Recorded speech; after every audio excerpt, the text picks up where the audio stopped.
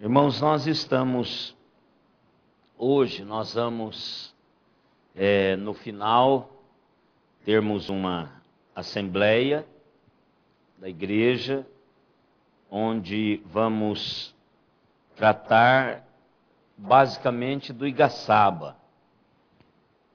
Então, o conselho nós precisamos de algumas decisões da assembleia, que no momento nós vamos colocar, mas nesse primeiro momento nós vamos estudar a palavra de Deus e aprendermos um pouco mais dessa palavra para nossa edificação e conhecimento, Lúcia. E hoje eu quero parar um pouquinho com Davi e pensar com os irmãos, já em vista à assembleia, pensarmos em um outro assunto que nós já até conversamos sobre esse texto aqui, mas nunca é demais a palavra de Deus repetida em nossos corações, e a gente precisa de sempre voltar a textos que são marcos da palavra de Deus para desafiar a sua igreja. Quando eu comecei o pastorado, uma das coisas que me preocupava muito era como é que eu vou gerar comida para as ovelhas, sendo que eu vou estar muitos anos pregando, e como é que eu não vou repetir esse negócio? Então esta era uma das minhas preocupações, mas depois eu descobri que a comida não tem nada a ver comigo, tem a ver com o Senhor, e que o que eu devo fazer é só obedecê-lo e dizer aquilo que Ele quer dizer, né? Porque as nossas necessidades, elas são contínuas, e às vezes nós precisamos de comer de novo aquilo que Deus tem nos dado, e como a gente faz com a nossa comida normal. De vez em quando a gente repete prato. Por exemplo, eu gosto de galinhada. Então, galinhada eu posso comer quantas vezes por semana, porque eu gosto muito de galinhada. E outras comidas, né? Então não tem problema, a gente come, digere, alimenta-se e depois tem vontade de comer de novo. Então a palavra de Deus também deve ser assim, claro que para alimentar-nos espiritualmente. E esse texto é um texto que tem sido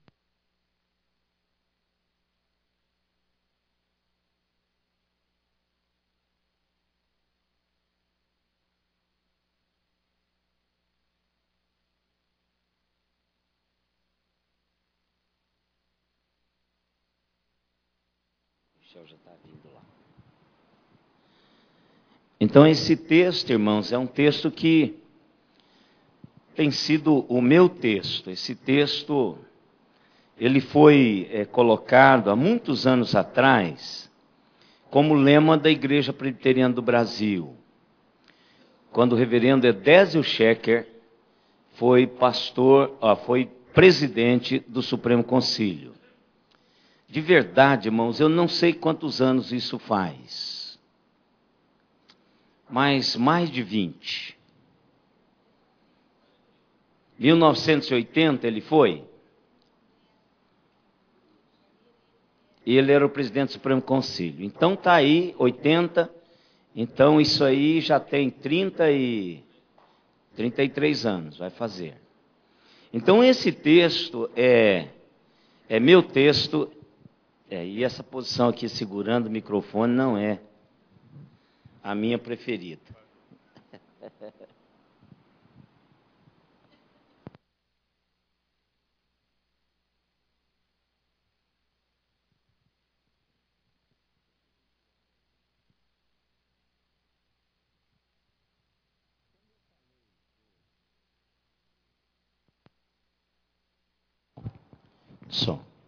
Quando eu falei desse texto, quem lembrou o texto? Quem se lembra do lema da Igreja Presbiteriana há 33 anos atrás? Ah, olha aqui. Menos Rutinho, olha ali. Afiadíssima, Idelma. Alarga as suas tendas. E é como se eu fechar os olhos, eu lembro aquela voz bonita que ele tinha, não é? Um bom orador, reverendo Edésio Schecker. Então, Isaías 54.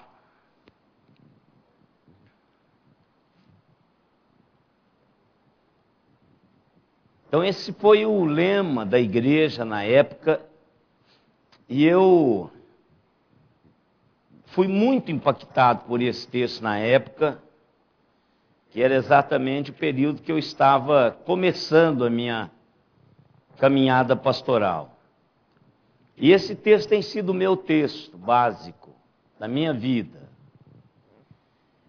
Eu entendi algumas realidades desse texto e, claro que era um princípio, era um desafio para a Igreja Nacional.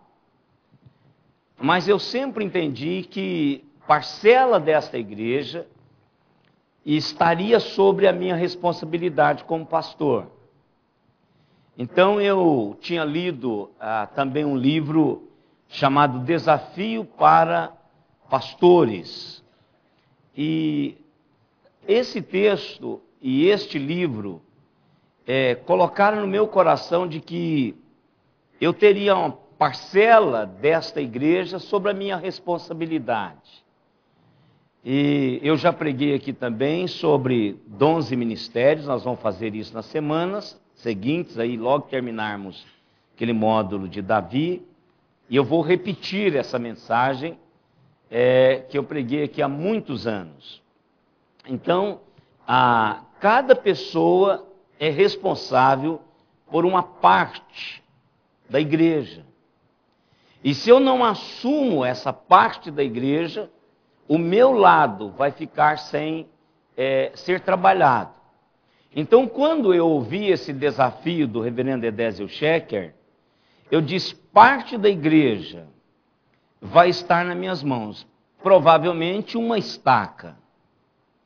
Então eu preciso de pegar a estaca que está nas minhas mãos e estendê-la, para que a Igreja Nacional faça isso seguindo a orientação da nossa liderança do Supremo Concílio. Claro que esse texto foi gestando no meu coração, e hoje já está adulto, né? E já com 55 anos.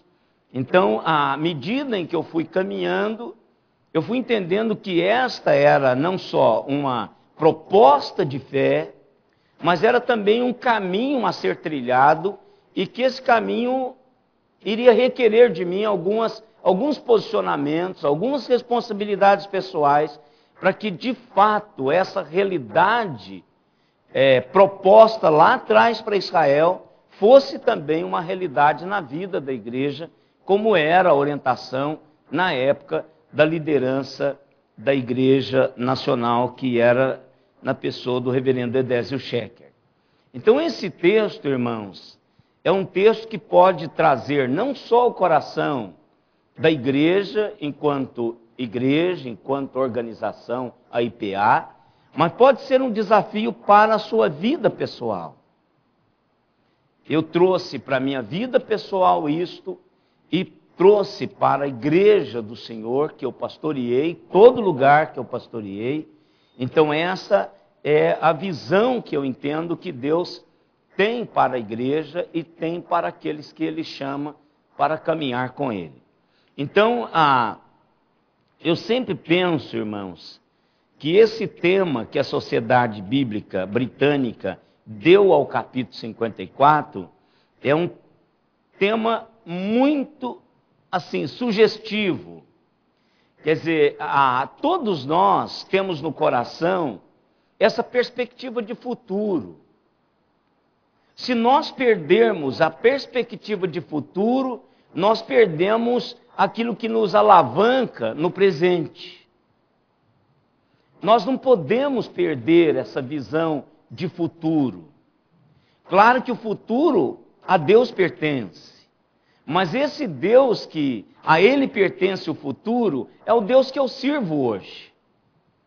Então Ele é responsável pelo futuro, e se eu estou vivo ainda e vivi durante todo esse tempo, o meu hoje é o meu futuro de ontem. O meu amanhã vai ser o meu futuro de hoje. Então há um futuro que Deus tem preparado, e eu tenho nesse projeto futuro de Deus um papel pessoal, responsabilidade pessoal, que eu chamo de responsabilidade histórica. Eu tenho responsabilidade histórica diante de Deus, não só com a minha família, mas com toda a realidade, como sou servo de Deus, que Deus está projetando para esse tempo e para o futuro. Há algumas coisas que eu estou fazendo hoje, que só o futuro vai dizer que foi o momento certo de fazê-lo. Então, essa realidade do capítulo 54 é uma realidade gloriosa, porque é um futuro glorioso de Deus para a vida da igreja presbiteriana de Araraquara e para a vida daqueles, individualmente, que faz parte desse momento da igreja presbiteriana de Araraquara. E não só de Araraquara, é um projeto de Deus para cada um de nós.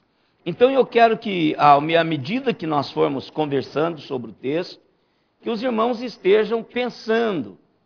Claro que eu vou dar ênfase no projeto da igreja Araraquara, porque nós estamos aqui hoje para definir algumas realidades administrativas com relação à igreja presbiteriana de Araraquara, mas eu quero dizer para os irmãos que este é meu texto pessoal. Sempre foi, principalmente depois daquele impacto lá na década de 80. Então, desde lá, esse texto tem sido o meu texto. Eu tenho buscado diante de Deus o cumprimento dessas realidades. E alguns desafios de Deus para a minha vida têm sido baseado nesse texto, não é? Então eu quero compartilhar com os irmãos esses 3 versículos. Vamos colocar em pé, irmãos, para lermos Isaías 54, 1 a 3.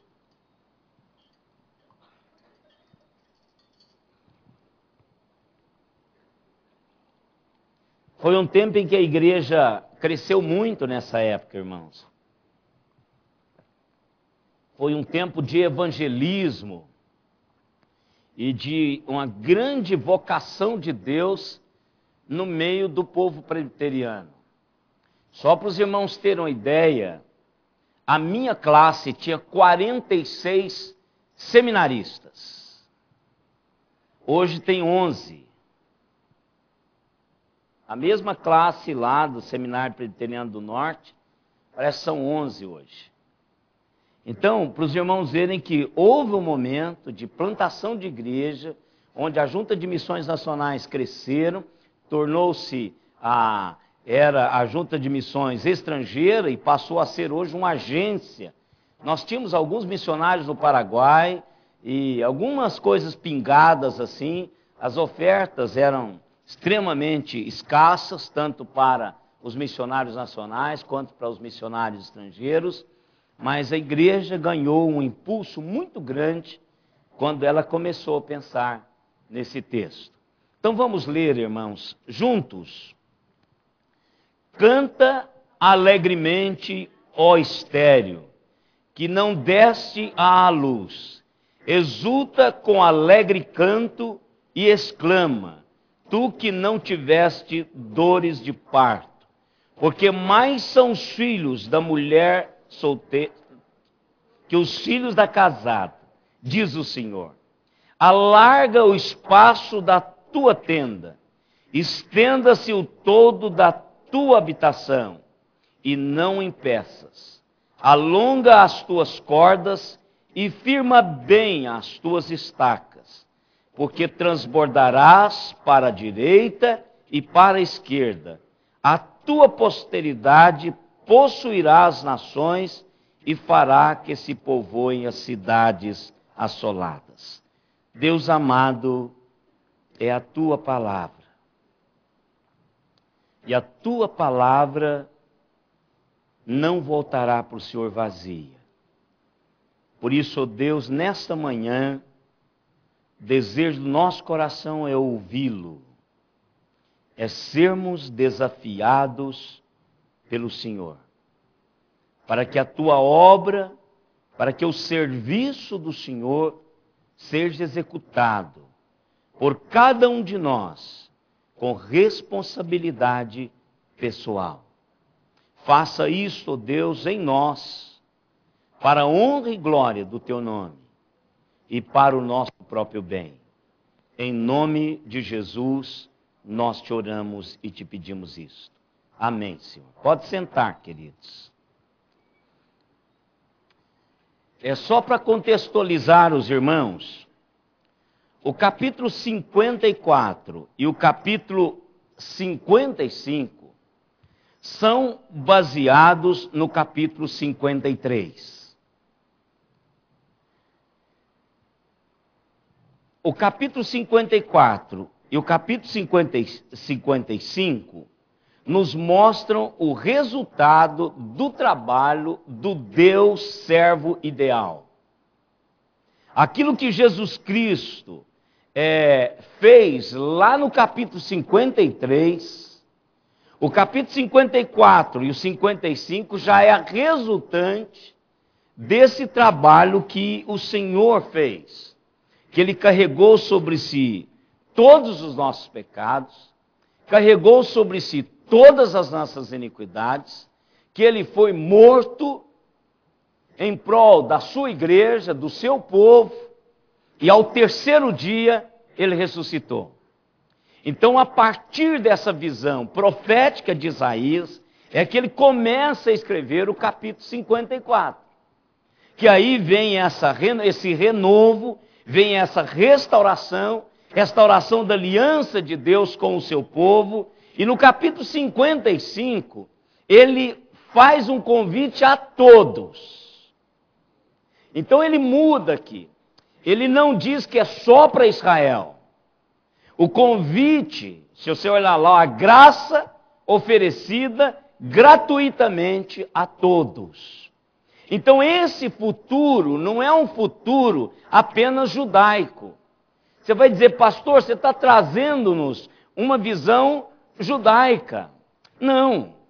Esse futuro é estendido a mim e a você. Esse Deus está trazendo uma realidade que eu e vocês possamos desfrutar. Então o desafio para Jerusalém é um desafio para mim e para você. Hoje, enquanto igreja, enquanto pessoa, qual é o desafio que o profeta faz aqui? Eu estou achando que está muito gelado isso aqui, hein, irmãos? Deu um toque. Senhor? Está muito gelado aqui. O Sérgio, socorre-nos aqui, meu irmão. Muito gelado. E esse povo tossindo aí, na noite eles não vão voltar. Não é por nada não, porque você fala, está muito frio aquela igreja, eu não vou lá mais. Eu só vou quando baixar aquele negócio. Então vamos dar uma climatizada boa nisso aqui, irmão. Então, irmãos, qual é o desafio do profeta, de Deus, através do profeta, para a igreja? Vamos sinalizar aqui. Primeiro desafio, qual é? O que você viu aí no texto? Qual que é o primeiro desafio? Hein? Sai das quatro paredes? Ampliar.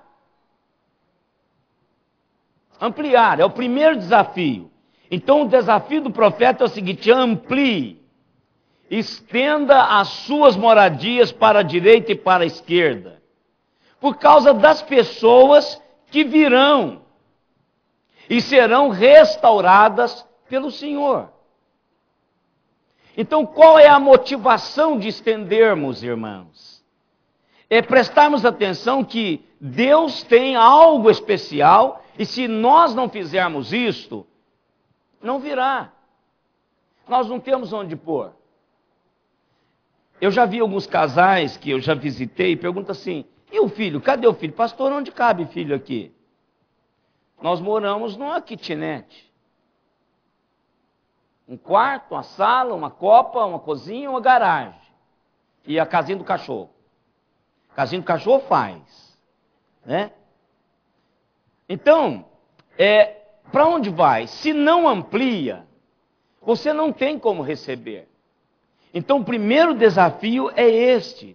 E essa linguagem, irmãos, é uma linguagem que o povo de Israel entendia, porque Abraão vivia e habitava em tendas. E não era difícil aumentar uma tenda. É só conseguir mais alguns couros, ampliar esse negócio, ampliar as cordas, tecer as cordas de couro, ampliar e colocar couro em cima. Não era tão complicado como a gente pensa hoje. Se você vai construir um quarto na sua casa, você vai precisar da caneta do irmão Milton, da Alessandra, de uma lei de ocupação de solo, de um arquiteto, do engenheiro, e aquela pecinha rara, o pedreiro. Então aí fica difícil, mas lá você vê, não tem nada, era exatamente estender e mostrar essa realidade. O que Deus está dizendo para o povo é o seguinte, que esse povo se lembre da aliança abraâmica. É o desafio do Senhor. Eu sou o Deus de Abraão. E se algum futuro, se vocês forem desfrutar de algum futuro, então esse futuro tem que ter alguma coisa comigo. Não há futuro de vocês sem a minha presença. Então, Abraão caminhou em fé, em exercício de fé, todo o tempo, na terra prometida, desfrutando do cuidado do Senhor, porque o Senhor estava com Abraão. Então, essa tenda chama atenção, e como o judeu era muito assim, e é muito ligado à tradição, então, automaticamente, quando o profeta falou sobre isso, Abraão veio à sua mente. Outra coisa que ele fala aqui que a gente precisa entender é a mulher estéril, que ele está se referindo a Jerusalém. Mas o contexto da mulher estéril é que a mulher que não tinha filhos, ela era envergonhada. Inclusive o marido poderia dar a essa mulher carta de divórcio sem nenhum peso sobre ele, porque ela não deu filhos a ele. Então, essa realidade da mulher estéril era uma realidade muito dura para ser vivido no contexto judaico, do antigo judeu lá na época do profeta. O que Deus está dizendo é que uma mulher que não podia ter filhos vai acabar tendo mais do que aquela que teve filhos naturais. Então, Deus está dando a Jerusalém uma perspectiva de futuro. Então, esta é uma das coisas. Estenda a tua tenda. Amplie a tua tenda. E nós somos hoje, irmãos, desafiados para fazermos isso. A Igreja Presbiteriana de Araraquara é desafiada a fazer isso. Fazer uma remodelação para ampliar a sua tenda. Não mais somente uma tenda maior, mas uma tenda mais forte. Não só esparramar filhos, mas gestar esses filhos, fazer uma gestão sobre esses filhos, para que esses filhos se tornem mais fortes. Então, aonde é que eu vou achar no texto a questão de ser uma igreja mais forte? Não só estender essa igreja? Nas estacas. Olha o que ele diz aí para cada um de nós nesse período de alargar o espaço. Ele diz para alargarmos o espaço da tenda, estender o todo da habitação, alongar as cordas e fazer o quê? Firmar bem a estaca. Eu tenho conversado com o pastor Alexandre e nós vamos, este ano, dar uma modificada com relação às nossas congregações de gestão. Então isso é responsabilidade minha e dele, porque é uma responsabilidade pastoral. Então nós precisamos não só ampliar, construir o que nós já estamos fazendo nesses 12 anos que estamos juntos, mas também fincar as estacas. Nós precisamos de fazer uma gestão de mais vigor nisso. Então, por exemplo, enquanto tem um pastor lá, está tudo bem. Se o pastor sai, não tem mais ninguém. Isso não é estrutura. Se está numa única estaca, esse mover, então está errado esse negócio. Então nós precisamos não só ampliar, mas nós precisamos também colocar uma estaca forte. Esta mulher estéril não é apenas dito a ela, estenda as tuas tendas, mas fortifique a sua tenda. Então, para isso, nós precisamos de contar com voluntários que ajude a gestar essa realidade. Não é só crescer, mas é também ter estrutura no crescimento.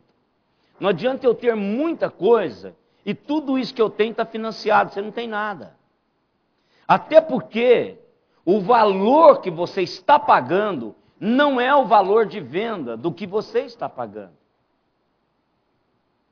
Isso é não ter estaca. Porque se amanhã alguma coisa acontecer, o banco te toma tudo.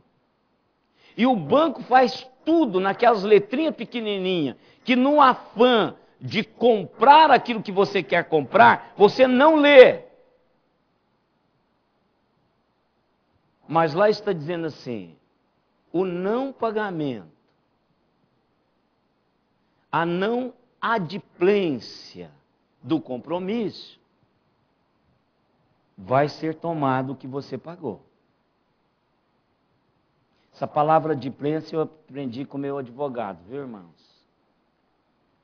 Né? Palavra bonita, né? Adimplência. Adimplência, né? Hein? Adim, coim. Adimplência. Essa palavra bonita. Ou seja, você cumpriu os seus compromissos. É uma palavra jurídica, né? De banco. Então, se você não paga, você vai tomar, você não tem. Então, a mesma coisa é o que Deus está dizendo para a igreja. Quer dizer, amplie, mas finque as estacas. Finque as estacas. Agora, não fique com medo de fazer isso. Eu gosto desse texto, irmãos, e tenho trazido isso para a minha vida pessoal, é que esta mulher estéril, não é dito para esperar até que ela fique grávida. Não diz isso. É como se fosse uma ordem. Olha, estenda, finque as estacas, e aí eles irão. É como que construa, e eles virão. Então eu preciso de assentir que esse é o caminho de Deus para a minha vida, fincar as estacas, fazer isso com firmeza, com projeto, irmãos. Uma das coisas que Deus desafia a minha e a sua vida é projetar. É projetar. Você pode dar o pulo, mas você precisa de dar o pulo com projeto. Quanto tempo eu treinei para dar esse pulo? Qual é a capacidade de elasticidade do meu corpo para eu pular? Porque se você não fizer isso, o seu pulo vai jogar você para o buraco. Então, Jesus diz assim, se você vai batalhar, vê quantos soldados vai vir contra você e com quantos você pode contar. Se você vai levantar uma casa, veja quanto dinheiro você tem. Até que ponto que você vai com esse dinheiro. Porque senão, você vai ser criticado, vai servir de piada. Então, o que o texto está dizendo não é um pulo no escuro. O texto não está falando para você dar um pulo no escuro e ver o que acontece. Não. Ele está dizendo assim, você vai correr atrás das cordas, você vai correr atrás do couro, você vai correr atrás das estacas, você vai dar uma realidade estrutural e deixa comigo os que virão. Isso é do Senhor. E é uma figura fantástica, irmãos. Entre nós, é uma linguagem. Ou seja, faz parte do nosso gueto essa linguagem. Do nosso dialeto. É que os filhos são o quê? Herança do Senhor. Então eu estou dizendo que os filhos que vierem, eles são bem-vindos, porque é o Senhor que me deu. E eu tenho responsabilidades pessoais para com estes filhos, histórica para com estes filhos. Então não é um pulo no escuro. Estenda a sua tenda com planejamento. Eu posso fazer plano. O pastor Alexandre fez uma meditação fantástica num dia desse de oração sobre isso. Eu posso fazer planos. Agora, esses planos precisam ser feitos no direcionamento do Senhor, não tentando o Senhor. Então, faça os planos. Como que eu vou estender isto? Como que eu vou fazer para essa coisa mudar? Irmãos, um dos grandes problemas que eu já detectei em algumas das nossas congregações, irmãos, é que as pessoas não querem crescer. E hoje eu ainda recebo reclamação por causa da igreja desse tamanho. E aí falam assim para mim, bom mesmo é quando a gente estava lá embaixo. E aí vocês estariam sozinhos, se vocês estivessem lá, eu não estaria aqui. Porque eu não entendo assim. Eu não entendo assim. É confortável um grupo pequeno. Para o pastor é fácil dirigir um grupo pequeno. Quando nós éramos pequenos, eu rodava todas as congregações. Era muito bom quando nós éramos pequenos. Para mim, eu não precisava do Alexandre aqui, muito menos do Douglas, nem de ninguém. Eu fazia sozinho o trabalho pastoral. E era legal, eu tinha um domínio de tudo. Eu sabia sobre tudo, o Mané também não estava aqui. Eu sabia tudo sobre a sua vida, sabia tudo. Hoje eu já não sei quase nada. O Alexandre sabe um pouco, o Douglas sabe um pouco, o Germano sabe um pouco, o Fernando sabe um pouco. Então, cada um vai saber, e isso você vai agigantando o seu trabalho. Então, o grupo pequeno é bom, mas irmãos, se você quiser fazer aquilo que Deus quer fazer na sua vida e na vida da igreja, você precisa de ampliar esse negócio. Se nós estivéssemos lá do tamanho que nós começamos, nós não teríamos feito 1/10 do que nós já fizemos. Não teríamos feito 1/10. Porque nós não teríamos pernas para isso, irmãos. Nós não teríamos musculatura para caminharmos na velocidade que nós caminhamos e na distância que nós estamos percorrendo. Então, muitas vezes, é legal você e a esposa. É legal não ter filhos. Filho dá muito trabalho. Já tinha um esperneando por aí, mas ele está quietinho agora.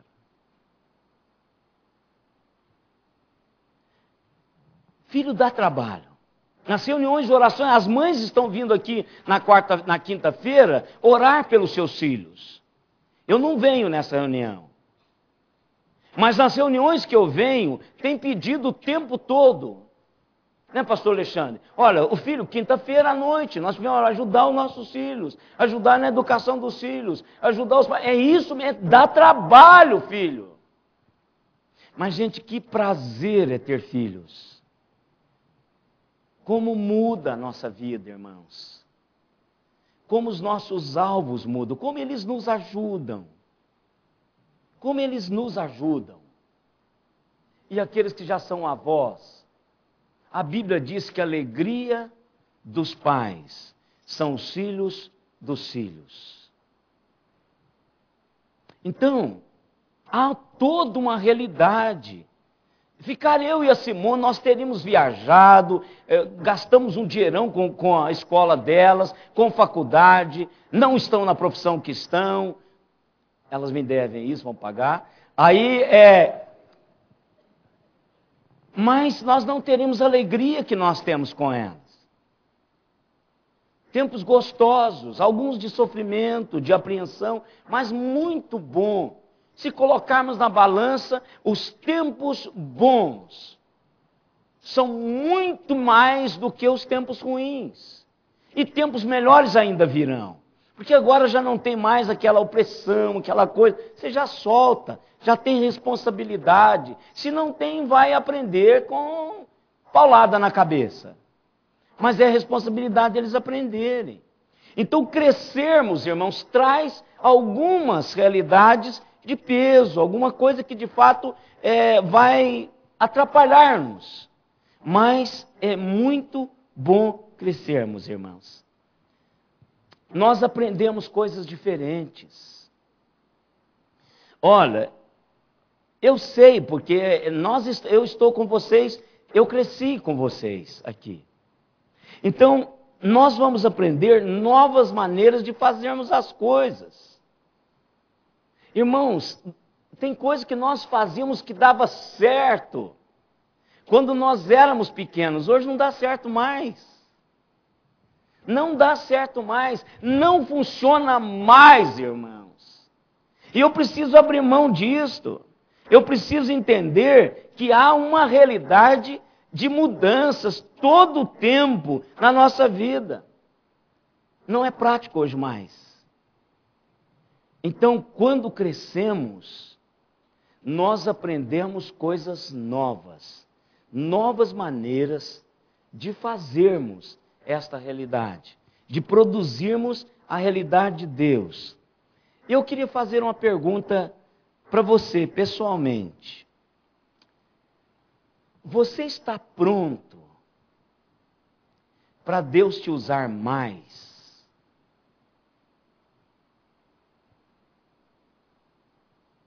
Você tem estendido, tem ampliado, tem fincado estaca na sua tenda para Deus te usar mais? Você abriu espaço para algo mais na sua vida? Às vezes, irmãos, nós precisamos de sair da nossa zona de conforto. E isso produz realidades tremendas na minha e na sua vida. E para isso acontecer, irmãos, algumas paredes da nossa tenda precisam ir para o chão. Precisam ir para o chão. Para poder abrir espaço para os novos que virão. Para a coisa nova que Deus tem sonhado para mim e para você. Às vezes, irmãos, a gente finca o pé até Deus ter que usar uma maneira mais dura para dizer para você que você está no caminho errado, que precisa ampliar esse negócio. Então, irmãos, o desafio de Deus para mim e para você hoje é exatamente um nível a mais. Eu fico olhando esses terrenos, esses lugares e que nós estamos trabalhando, e de verdade algumas vezes eu penso, puxa vida, com esse dinheiro a gente poderia ter mantido vários outros missionários em várias outras partes. Mas, irmãos, e amanhã? Essa igreja pode não respirar da mesma maneira que está respirando hoje, amanhã. Então a responsabilidade histórica hoje é minha e sua. É minha e sua. É do corpo pastoral, é dos presbíteros que estão investidos, e é de vocês que são os mantenedores desta realidade que está acontecendo. É uma responsabilidade histórica, irmãos. É um tempo em que Deus quer fazer, e eu preciso estar aberto para esta fecundidade espiritual. O texto, irmãos, está falando de algo que era estéril e agora recebe a bênção da fecundidade. É isso que o texto está dizendo. Uma das minhas orações constantes ao Senhor é, Senhor, que eu seja fecundo espiritualmente. Que eu caminhe, que eu busque as realidades da tua realidade para a minha vida. Eu quero que o Senhor faça em mim e faça através de mim exatamente o que o Senhor quer. Conversando com Douglas e com Alexandre essa semana, eu disse para eles assim, irmãos, o dinheiro do sítio já está nas minhas mãos. Os últimos R$39.500 que eu devo do sítio Bet Shalom daqui já está nas minhas mãos. Ou seja, os 400 mil, impagável, que me assustou, que me levou a orar muito, mas muito diante de Deus, até entender que esse era o projeto de Deus, que eu nunca tinha feito dívida, e muito menos desse tamanho, porque era impagável. R$400 mil era impagável para a minha condição financeira. Hoje está pago. Aí o Douglas falou assim, tem hora que o senhor faz umas coisas doidas, mas isso é um passo de fé. Às vezes, irmãos, Deus está te movendo, empurrando você para estender a tenda, para fincar a estaca, para um projeto que Ele tem, e você fica aí, Senhor, é muito trabalho. Ter que vender, ter que negociar, ter que correr atrás. Não é fácil, irmãos. Eu brinco com o irmão Mané, ainda bem que é só 6 meses, porque senão nós dois íamos acabar ficando mais ainda com a cabeça branca. Ele, né? Eu não tenho cabeça branca. É ele, né? Então, são coisas que Deus te chama para fazer isso. Então, um passo de fé que nos leva à ação. Nos leva à ação.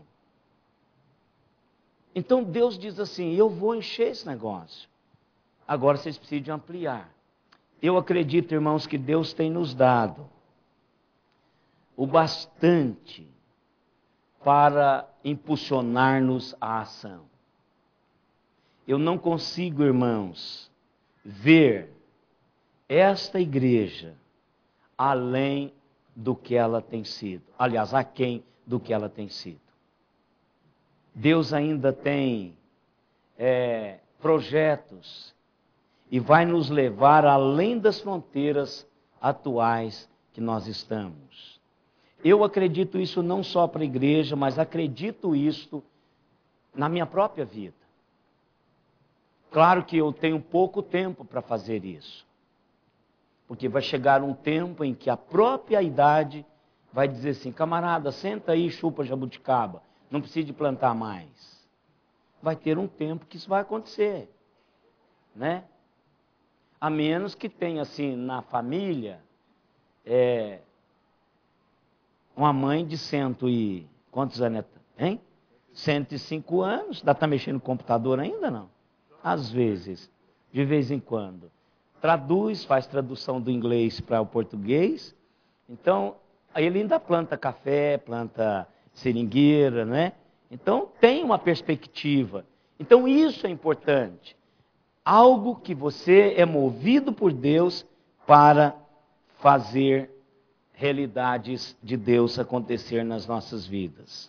Irmãos, como elásticos, nossas personalidades, nossos talentos, nossa potencialidade, nossos dons são diferentes.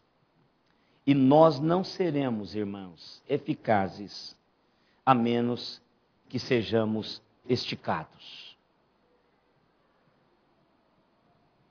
Elástico só tem função se ele for esticado. E eu só trabalho se eu for esticado. Se me deixar no repouso, sai nada. Se eu sou esticado, eu trabalho. Claro que isso não tem nada a ver com nenhum de vocês aqui. Isso é algo só comigo, só eu que tenho isso, né, como personalidade. Mas Deus está nos desafiando hoje, nessa manhã, para nos alongar, para esticarmos a tenda, para dilatarmos isto. Eu só vou colocar algumas realidades. Por que é que nós não nos alongamos, irmãos? Primeiro, com medo. Isso não é ruim. Mas quando o medo nos trava, isso é ruim. Qual medo? Medo de não dar certo? Nós temos medo de errar. Todos nós temos medo de errar, irmãos. Principalmente quando esse erro se torna público. Nós temos medo de errar. Nós temos medo de não conseguir pagar. Eu experimentei nesses 8 meses essa dúvida. Deus amado, todo o tempo: Senhor, preciso vender o trator. Senhor, eu preciso vender outro trator. Senhor, eu preciso vender o arado. Senhor, eu preciso vender o caminhão. Senhor, eu preciso de vender a Simone. Né? Não vendo a Simone por dinheiro nenhum. Então, medo de pagar. Medo que as pessoas não gostem, irmãos. Como esta coisa trava as nossas vidas. Como isso tem, a gente tem que ter, meus irmãos, nós precisamos ter a aprovação de Deus. Quem não gostava fazer o quê, irmãos? Eles não gostaram de Jesus, muitos não gostaram de Jesus. Não gostaram do que Jesus fez. E Jesus fez da mesma maneira para agradar ao Pai. Querido, caminhe agradando a Deus. Não deixe que o nariz virado de outras pessoas impeça você de fazer alguma coisa. Ou que a reclamação de alguém lhe trave. Se você tem convicção de que o futuro virá e que Deus está nesse negócio, então não importa, vai e faça em nome de Jesus, para que Deus lhe abençoe. Medo, irmãos, daqueles que caminham conosco desistirem no meio do caminho. Irmãos, sabe uma coisa que eu tenho aprendido muito, irmãos? Deus está com todo o projeto na mão. Uns vão te ajudar hoje E não te ajudarão amanhã, mas amanhã terão outros que vão te ajudar, e vai chegar lá, e cada um Deus vai colocando para fazer você caminhar. Pode ter certeza, essa igreja que hoje está aqui, tem apenas uns 10% da igreja com quem eu comecei aqui. Pessoas passaram por aqui, pagaram a conta e foram embora. Esse piso que nós estamos pisando aqui, irmãos, um empresário chegou para mim e disse: pastor, se sair esse negócio, eu vou pagar o piso lá de cima em granito.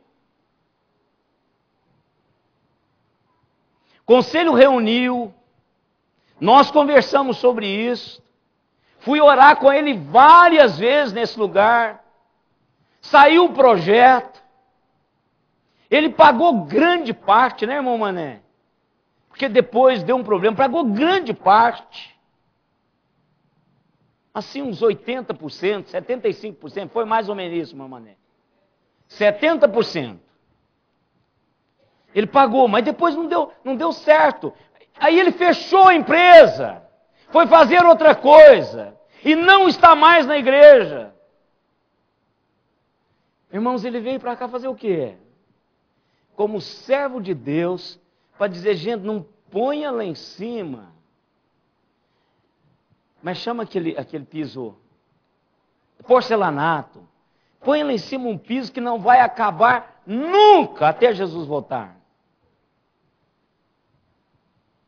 E pagou a conta, porque ficou caro esse negócio aqui, irmãos. Muito caro esse negócio aqui.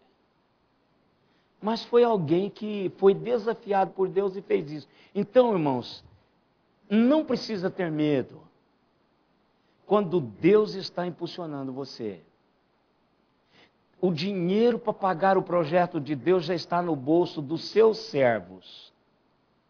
E Deus vai fazer isso acontecer à medida que você for precisando desses recursos. A igreja precisa entender isso. Você precisa entender isso. Se Deus está impulsionando você, não tenha medo de caminhar. Aqueles que estão com você hoje podem não estar amanhã, mas não tem problema, Deus tem outros para entrar e abençoar e fazer acontecer. O desconhecido lá fora, irmãos, pode nos paralisar. Mas o Deus que cuida de nós aqui dentro é o mesmo Deus que cuida de nós lá fora. Deus não está circunscrito a essas 4 paredes. Ele está comigo e com você lá fora. Segunda realidade é aquela que eu falei no início: por estar satisfeito.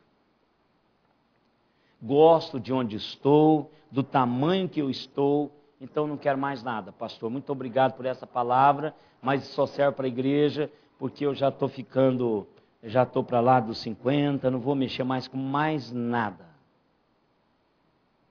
Você está preso em você mesmo, na sua zona de conforto. Irmãos, responsabilidade histórica, põe isso no seu coração. Desde o dia que eu concebi essa ideia, irmãos, eu comecei a viver diferente. Eu não estou aqui nesse planeta por mim mesmo. Eu estou aqui, irmãos, com uma responsabilidade histórica. E eu vou fazer esse negócio acontecer. Em nome de Jesus. Agora existe uma outra coisa que os psicólogos falam muito.